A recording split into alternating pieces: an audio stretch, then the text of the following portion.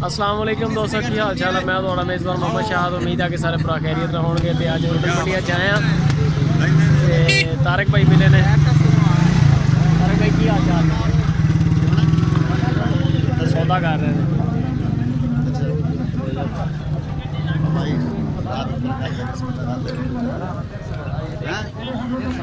मेरे से दिल से बताया भाई। हाँ जी, की कह रहा?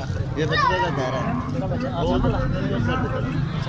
किन्ने का की मुल आ रहा? वो 75 मैंने बोला, वो कम बोल रहा है, दो कम बोल रहा है। अच्छा, तारक भाई केड़ी नस्ल के ये दाजी हमारे पास होते हैं और साहिवाल के होते हैं। सही है। तो चोलस्तानी होते हैं। तीनों किस्म के होते हैं। 3 गाड़ियाँ लेके आते हैं। केड़ी मंडी अटेंड कर रहे? हम पाकिस्तान की कोई ऐसी मंडी नहीं जहाँ हम नहीं जाते। सरकार के नाम पे सारे हर रोज़ मंडी है, रोज़मर्रा मंडी है, कोई ऐसा दिन नहीं। तुसी मंडी के नाम पे भी केड़ा दे? आजा इधर, आजा इधर, आजा। हाँ सुन रहा हूँ। चलो रेट दसो फिर जरा। हाँ जी। माल चेक कराओ।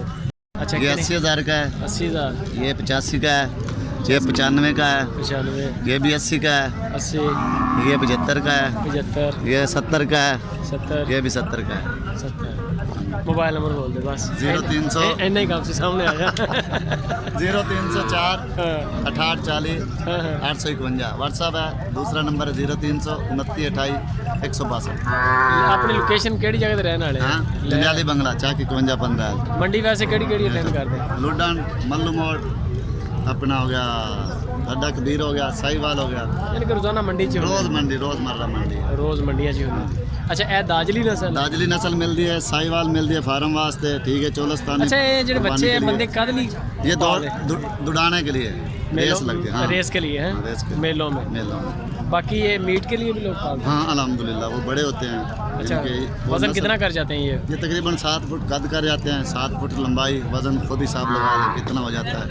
इसका कोई वजन का आगे पीछा नहीं है। ये रेट जो आपने बताया है मुनासिब है? हाँ मुनासिब है, मोहब्बत भी हो जाएगी। इसमें मोहब्बत हो जाएगी। नंबर आपका व्हाट्सएप पे भी है? हाँ, व्हाट्सएप 0304 वाले पे। 0304 वाले। ठीक हो गया, ट्रिक पे जा सकते हैं आप। अल्लाह हाफ़िज़। ये जी माशाल्लाह तारिक भाई का माल है सारा।